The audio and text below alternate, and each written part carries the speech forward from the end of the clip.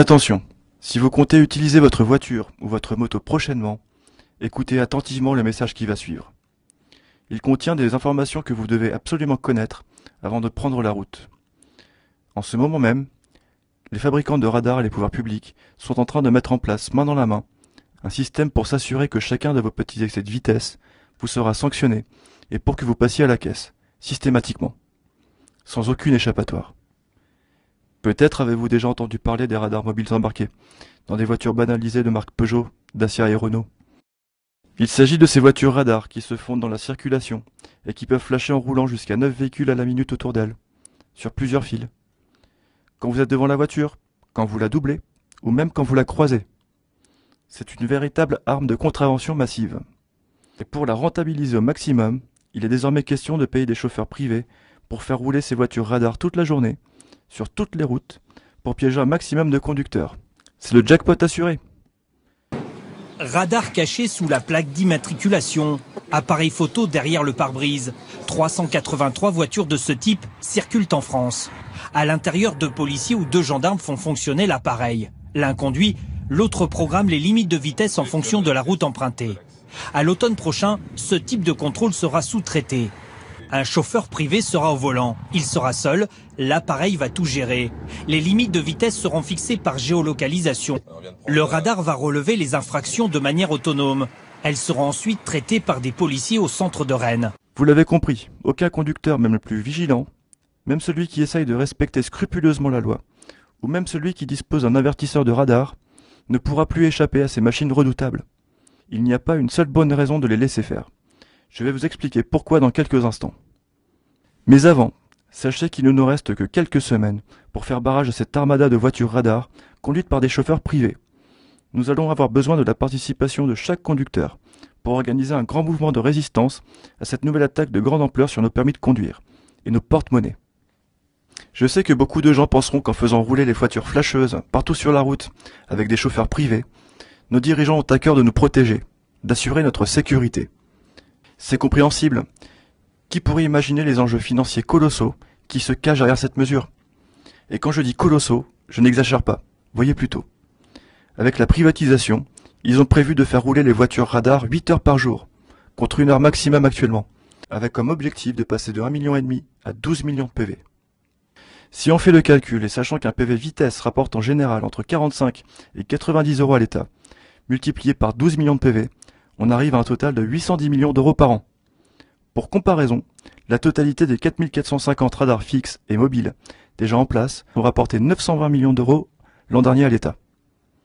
La privatisation des radars mobiles embarqués suffira largement à doubler ce chiffre, et ce n'est qu'un minimum.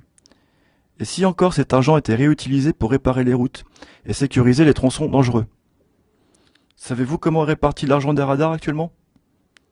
Seulement 8% de l'argent ponctionné par les radars est directement investi dans l'entretien et l'aménagement de nouvelles infrastructures routières. La grosse majorité du pactole part dans les caisses de l'État ou des grandes entreprises qui fournissent et entretiennent les radars. La sécurité des gens sur la route, elle, passe largement derrière. Dans le plus grand secret, l'État et les fabricants de radars ont négocié un déploiement en 3 étapes. Première étape, phase de test des voitures radars avec chauffeur en Normandie, en cours actuellement. Deuxième étape, déploiement à grande échelle sur tout le territoire, dès le mois de septembre, avec 380 voitures. Troisième étape, mise en place de 60 voitures supplémentaires pour grossir cette armada dans les mois qui suivent, pour quadriller un maximum de portions de route et piéger un maximum de conducteurs. Et qui sait ce qui nous prépare encore derrière? L'appel d'offres n'est même pas public.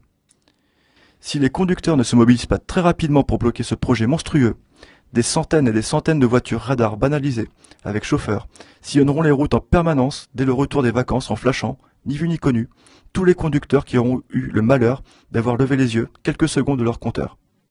Vous n'aurez plus un seul instant de répit. Vous devrez surveiller à tout moment votre vitesse. Qui sait, chaque véhicule que vous croiserez ou que vous suivrez sera peut-être un radar sur roue. Vous devrez modifier radicalement votre façon de conduire, même si cela fait des années que vous conduisez sans accident, même si vous avez 50% de bonus sur votre assurance. Ce qui importe au pouvoir public, ce n'est plus votre bon sens, votre expérience ou votre capacité à adapter votre conduite aux conditions et anticiper celles des autres. Non, ce qui importe, c'est de respecter à la lettre une limitation de vitesse, fixée au fond d'un lointain bureau, peu importe qu'elle soit inadaptée à la réalité de la route, et parfois même ridiculement basse. Vous obéissez, sinon vous passez à la caisse. C'est aussi simple que cela. Est-ce vraiment comme ça qu'on envisage la conduite de demain? Est-ce qu'on veut d'un pays où des machines espions contrôlent nos moindres faits et gestes? Un pays où chacun doit se méfier de tous les autres autour de lui?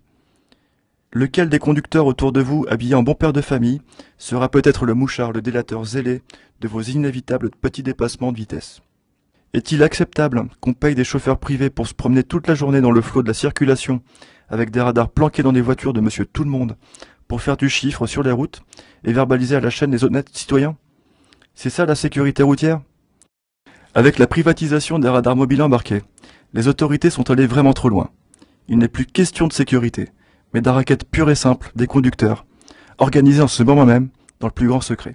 D'ailleurs, tout est prévu pour vous faire payer au plus vite. Une fois l'infraction relevée par le radar ambulant, votre numéro de plaque d'immatriculation est envoyé directement par la machine au centre de traitement des infractions à Rennes, où le PV sera automatiquement dressé, mis sous pli et envoyé dans votre boîte aux lettres. Il ne vous restera plus qu'à payer, car comment voulez-vous contester une infraction dont vous ne vous êtes même pas rendu compte? Vous, moi et tous les conducteurs responsables de ce pays, nous devons agir de toute urgence pour tuer dans l'œuf ce projet monstrueux, avant qu'il ne profite de l'été pour agir. C'est pourquoi je vous demande de signer dès maintenant votre pétition au ministre de l'Intérieur et de transférer cette vidéo à un maximum de personnes autour de vous pour qu'elles prennent connaissance du danger qui les attend au retour des vacances. Pour contrer cet escadron de voitures radars avec chauffeur, nous devons à tout prix faire deux choses essentielles. Premièrement, faire connaître auprès du plus grand nombre de Français le scandaleux business qui se cache derrière la privatisation des radars mobiles embarqués. Pour agir avant qu'il ne soit trop tard, nous devons diffuser l'information au plus vite. Pour cela, je vous demande de transmettre cette vidéo à tous vos amis, vos collègues, aux membres de votre famille et à toutes les personnes qui pourraient être concernées.